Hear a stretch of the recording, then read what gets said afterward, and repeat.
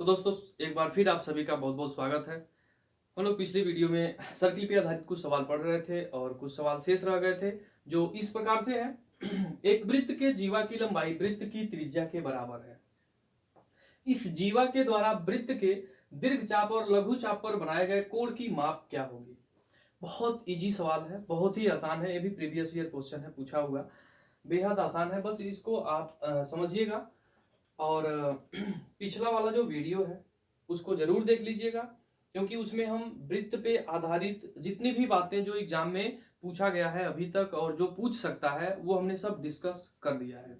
स्पर्श रेखा बस रह गया है, हम इसको बताएंगे अगली वीडियो में। अभी तब तक ये सवाल अभी समय लगेगा थोड़ा सा, क्योंकि बहुत सारे सवाल अभी शेष हैं इसमें करने के लिए। थोड़ा थोड़ा करके क्वेश्चन करा रहे हैं, छोटा छोटा वीडियो है ताकि आपको देखने में ज्यादा तकलीफ ना हो। तो इसको हम ध्यान में रख के थोड़ा सा छोटा वीडियो बना रहे हैं ताकि आप आसानी से देख सकें। एक वृत्त के जीवा की लंबाई वृत्त के त्रिज्या के बराबर है। समझिएगा ध्यान से। पहले एक सर्किल बनाते हैं। एक सर्किल बनाया पहले सॉरी,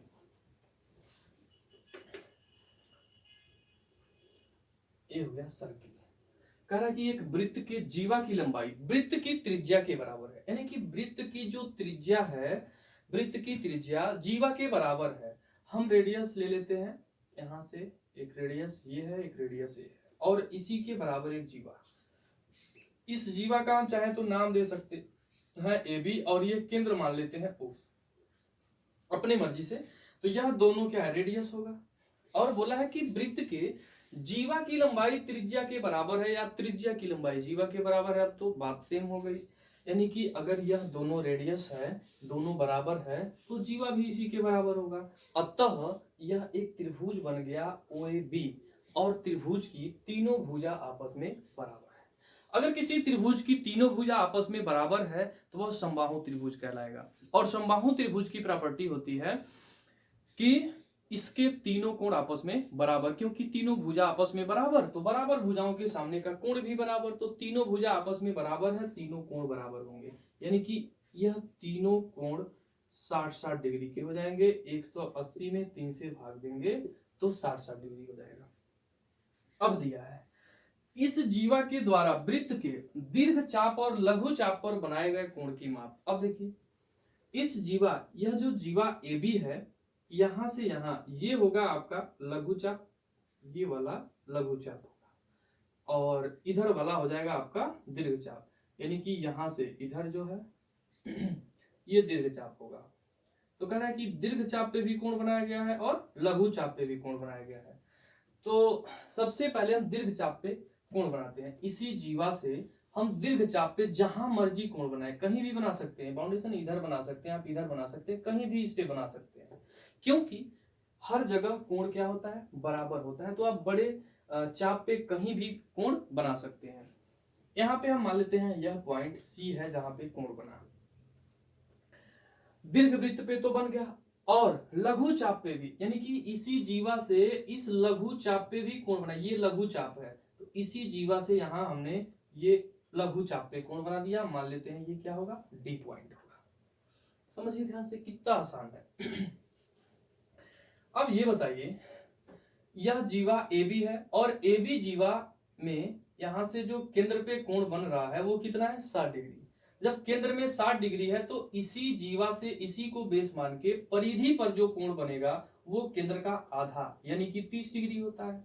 तो हम ये कह सकते हैं कि यहाँ पे कोण सी, यानी कि जो दीर्घ चाप पे जो कोण बन रहा है, दीर्घ चाप पे जो कोण बनेगा, दीर्घ चाप पर वो कितना बनेगा, 30 डिग्री का कोण बनेगा। दीर्घ चाप पर 30 डिग्री का। और लघु चाप पे कितना डिग्री बनेगा, तो समझिएगा। आपको हम बताए थे, अगर यहां से लेकर के यहां तक का जो डिस्टेंस है, या ऐसे आप देखिए सीधे सीधे सी ए डी बी एक चक्रीय चतुर्भुज बन रहा है। चक्रीय चतुर्भुज की क्या प्रॉपर्टी होती है, ऐसा चतुर्भुज जिसकी चारों शीर्ष बिंदु किसी वृत्त के परिधि पर स्थित हो उसे कहते हैं हम चक्रीय चतुर्भुज बोलते हैं। यानी कि यह एक चक्रीय चतुर्भुज है, और चक्रीय चतुर्भुज के आमने सामने के कोणों का योग क्या होता है, 180 डिग्री। अगर यह 30 डिग्री है तो इसके सामने वाला कोण क्या है, डी, यानी कि इन दोनों का योगफल क्या होना चाहिए 180। तो यह 30 है तो यहाँ पे जो कोण डी है वो कितना होगा 150 होगा। तो हम ये कह सकते हैं कि यहाँ वाला कोण यदि 150 है तो ये वाला कोण है कहाँ, तो लघु वृत्त पे है, अतः सॉरी लघु चाप पे है, यानी कि लघु चाप पर कितना कोण बनेगा 150 डिग्री का कोण बनेगा। ये इस सवाल का उत्तर होगा। वही पूछा है कि जीवा के द्वारा वृत्त के दीर्घ चाप और लघु चाप पर बनाए गए कोण की माप क्या होगी, तो 30 डिग्री और 150 डिग्री होगा।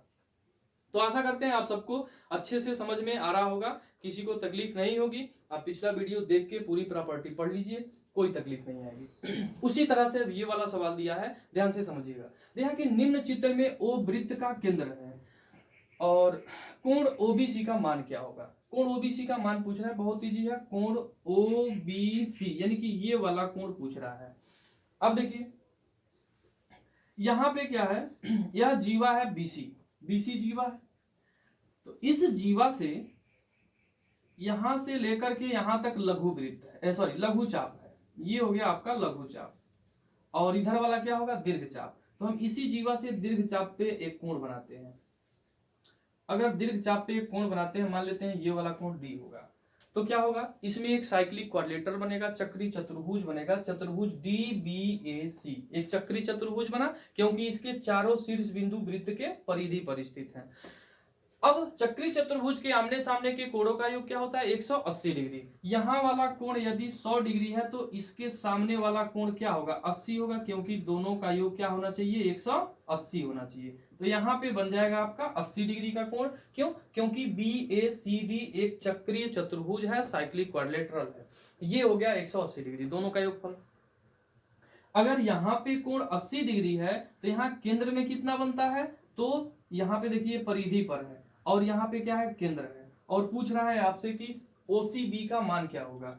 OCB ये वाला कोण पूछ रहा है, ये वाला कोण OCB, बस इतना कोण का मान पूछा हुआ है, बहुत इजी है।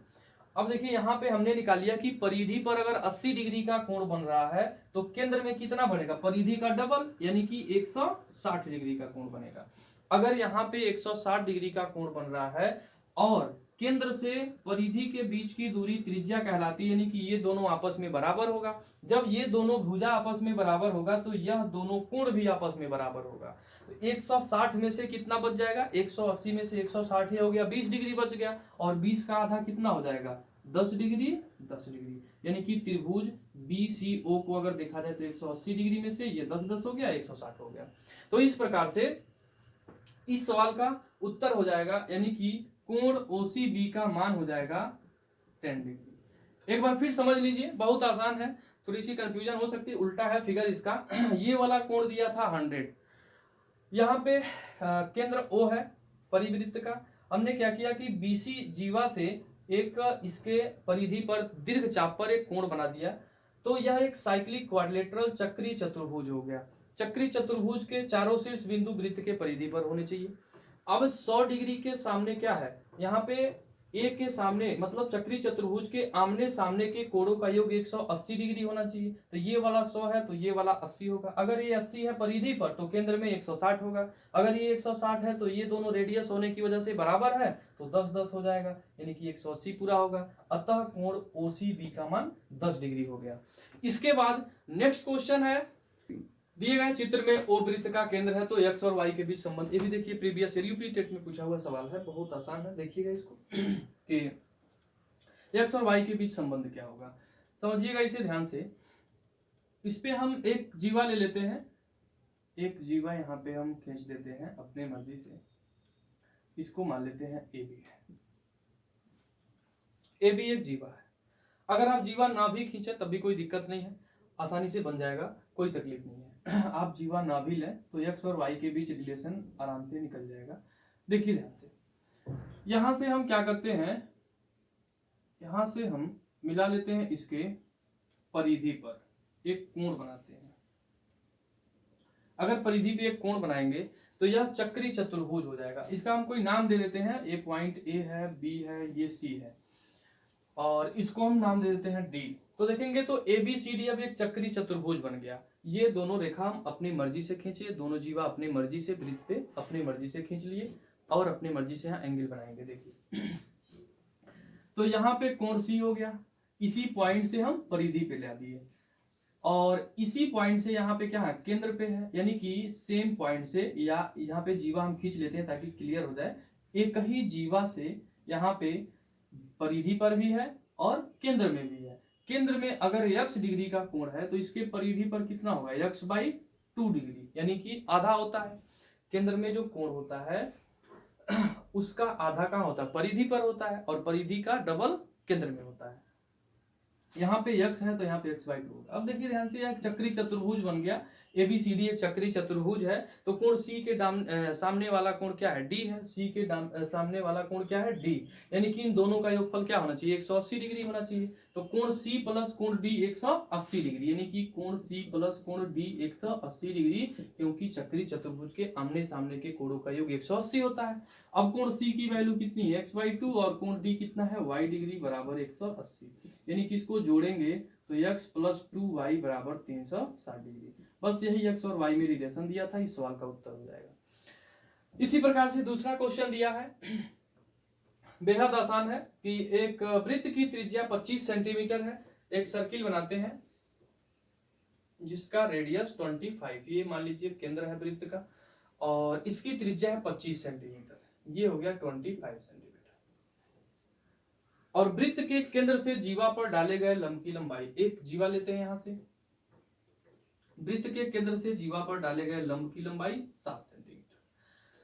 तो कह रहा है कि वृत्त के जीवा की लंबाई, यानी कि ये टोटल जीवा की लंबाई पूछ रहा है। आपको पता होना चाहिए कि वृत्त के जीवा पर डाला गया लंब जीवा को 2 बराबर भाग में विभाजित करता है, यानी कि यहां से जितनी दूरी होगी वही दूरी यहां होगी, ये दोनों बराबर बराबर डिवाइड हो जाता है यहां से।